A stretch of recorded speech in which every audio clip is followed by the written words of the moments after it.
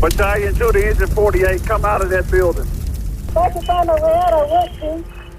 I'm set. Receive. Battalion 2 to command, Engine 48 is calling a Mayday. They on the second floor on the Delta Alpha side. Second floor on the Delta side, correct? Affirmative. Try to announce that over the radio. We got a Mayday, Mayday, Mayday. Receive.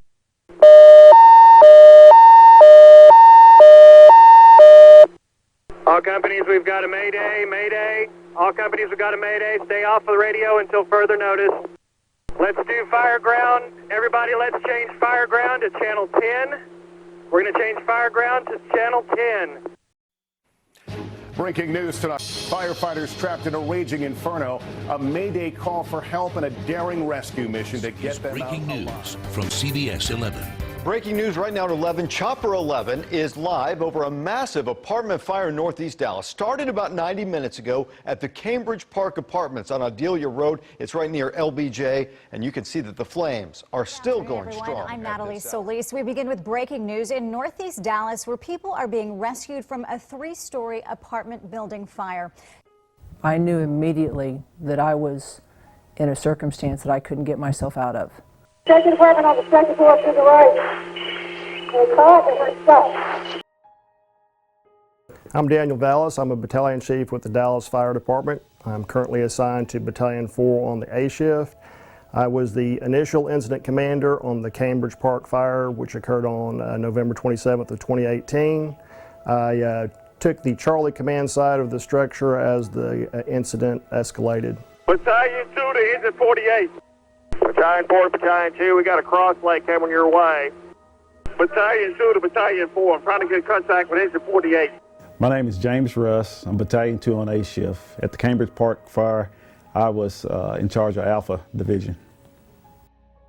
Initially, when we showed up on location, we saw a lot of smoke coming from the Charlie Bravo side of the building, with light smoke coming out of the Delta Alpha side of the building. Battalion 4 was already in command and was on the Charlie side. He contacted me on Channel 12 and told me to take charge of the Alpha Division. Lieutenant Patty Kraft. I'm assigned to Engine 48 A shift. At the Cambridge fire, I was assigned to Battalion 2 to search with Engine 29 on the Alpha Delta side. We were searching and Tamika yelled to me, "Lou, there's fire in the hall." Tamika Lamb, I'm a firefighter paramedic. I'm stationed at 28 C shift, but for the Mayday, I was at 48 on A shift as a higher back. So initially when we went in, we were doing our search for individuals in the building. Lou and the other member went to the right, I went to the left, and I was at a vantage where I could look back into the hallway, and I saw that there was fire there. I radioed to her and on 12 that we had fire behind us. That was our way in and out. So she knew that that was not a good thing as well. So we got together and we looked for windows before we called for anything. So we tried to get out ourselves, and once that I guess big part of the fire pushed our way, it got real dark real fast, pushed us all the way to the ground, very, very low visibility, got really, really hot. Lou did an awesome job getting us all together, making sure that she had hands-on accountability of the entire team. And like I said, once we couldn't find the windows is when she radioed and let them know that we were in trouble. And said, "Get over here with me." I think she said it verbally and then said it again on the radio because she wasn't sure if I had heard her. So I tried to gather my crew together and find our way. I was literally heading back toward where we came in, to the door. We got together and really and truly, probably within 10 feet, I felt like I was physically pushed to the ground by the heat. And at that point, I knew I was in trouble. I was thinking, I need to call Mayday. Battalion 2 was yelling at me to get out, yelling at Engine 48 to get out. Battalion 2 to Engine 48, come out of that building. And I cannot tell you why I didn't say the word Mayday. All I could say was we were stuck. and he interpreted that correctly, thank goodness. If I can find my way out, I will, Chief. I'm set. Receive. Battalion 2 to command. Engine 48 is calling a Mayday. They on the second floor on the Delta Alpha side. Second floor on the Delta side, correct? Affirmative.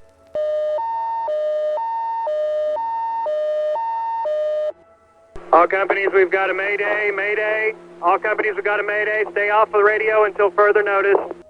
Let's do fireground. Everybody, let's change fireground to channel 10. We're going to change fireground to channel 10. Prior to the Mayday being called, I was actually talking with the USAR team. They were conducting their 360. At that point, we heard Engine 48 describing their situation, which was not very clear on the radio. Battalion 2 to Engine 48, what's your location? Once we had a clearer and better understanding of what was going on, and we knew that Engine 48 was in trouble and trapped, the Mayday was called. I remained in command of the Charlie Division, and the USAR team went to the Delta side of the structure to initiate the rescue. My name's Keith Massengill. I work at Station 19, captain of our USAR team, and at the Cambridge Park Fire we were RIT. When we arrived on scene, there was a large amount of fire, and we had only been there a few minutes when the Mayday came in. So it just looked like a large apartment fire from our perspective.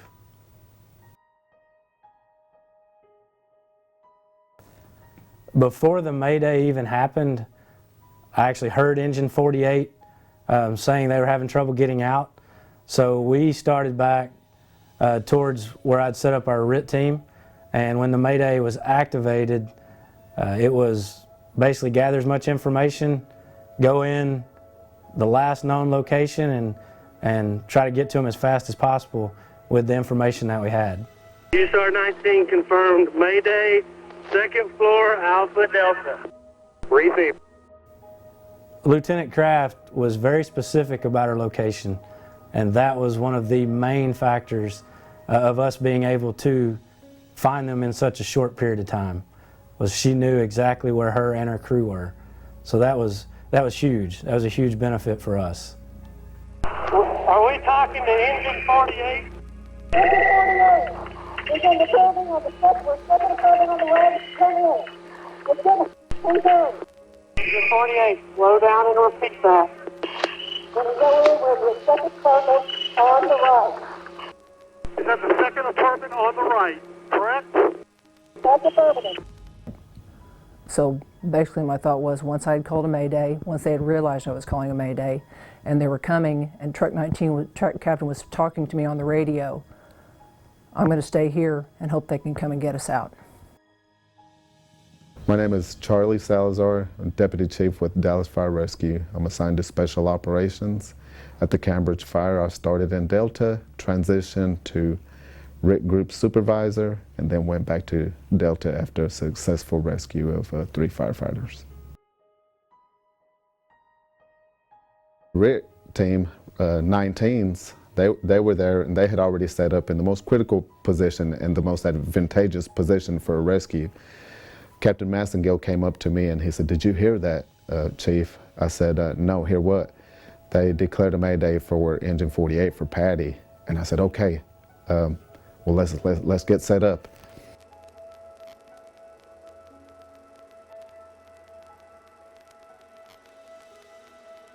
Well, not knowing that it was going to happen, I believe she did a great job of keeping her crew all together. So we were looking for 3 individuals, but in one spot. Engine 48, activate your pass device. My hands are going off. Receive. Hey, Cap, is that you with your flashlight? We do a lot of training on RIT because it's one of the main fundamental cores that we've established with our USAR team is rapid intervention team on every multiple alarm. One of us is going. So we practice it a lot.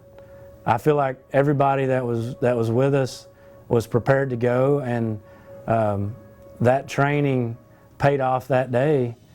Command, we have all 3 members coming out. Good go, move faster, guys. Hold on, man, hang up.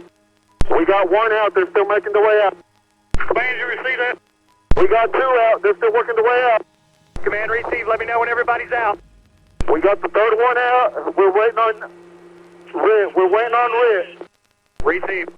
Go ahead and run a par on all my rig companies, we got everybody out at this time. Command, receive.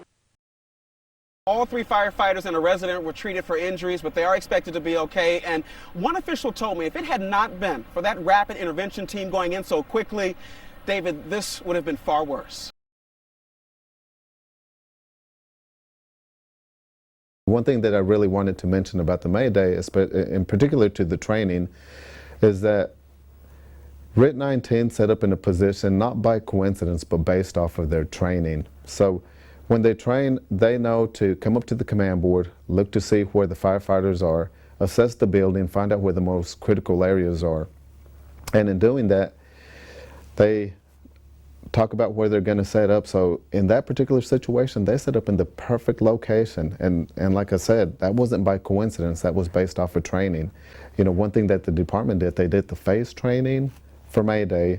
They invited USAR so that they could have a really good process in doing that. And then, you know, some of these companies, it's up to individual companies to really take it upon themselves that, you know, I've been through the phase training, but, you know, that was an exercise that they put us through and we had to go through.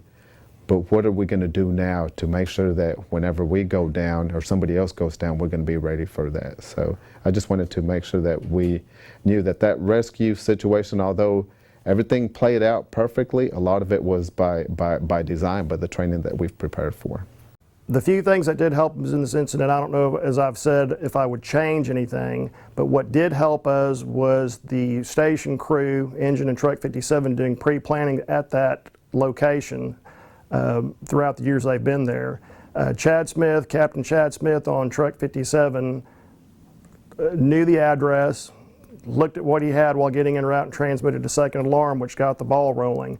In transmitting the second alarm early in this incident, we actually got the USAR team rolling, everybody else was rolling, which worked out to our benefit with that second alarm being transmitted as soon as it was transmitted. But as far as changing anything, I think it went well.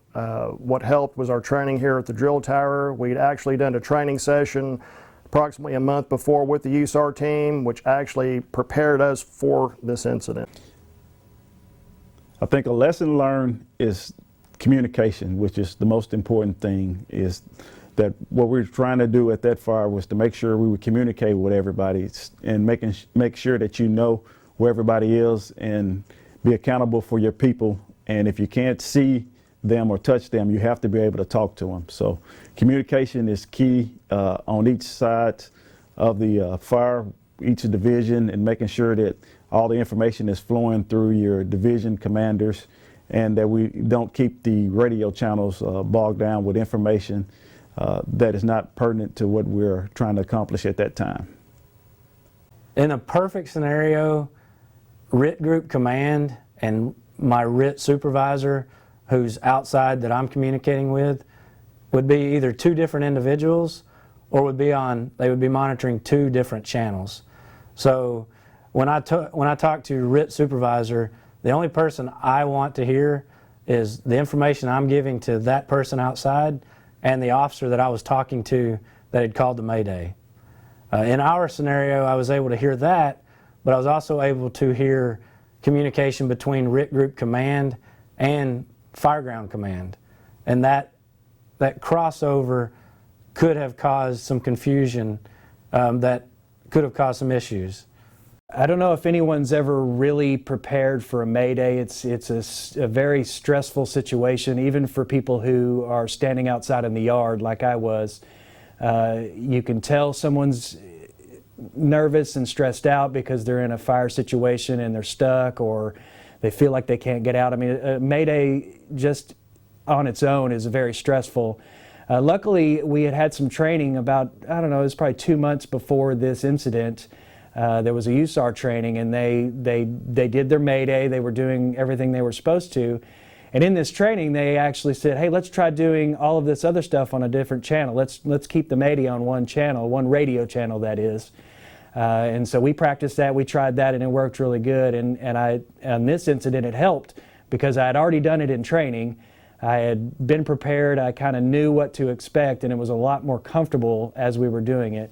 But like I said before, Maydays in general are just very stressful, and you have to act quick and you have to make decisions fast. Training-wise, yes. You're never fully prepared to be put in a situation like that. I think that's with anybody, whether you're brand new on the department or if you've been doing this job for years. I think a big thing for me was being with an officer that I trusted and that I knew what she was doing. I never once questioned her decisions, her orders. She said to stay together, you know, to get down low, and that's exactly what we did. She's been doing this job a lot longer than me. She has a great reputation. I mean, she's a great leader, so I had no reason not to trust what she was saying, and, you know, I never thought once that she wasn't going to get us out. So I guess my advice for somebody new coming into this job, finding themselves in that situation is, you know, be proficient in checking out your gear in the mornings, making sure that your mask seals, making sure that you have a full tank of air. By the time we got out, our vibe alerts were going off, so had my tank not been full, then, you know, maybe it would have been a different, you know, ending to that situation. Getting in the habit of when you bunk out that everything's buttoned up, your gloves are all the way on, you know, your flaps are down on your helmet and everything's buttoned up.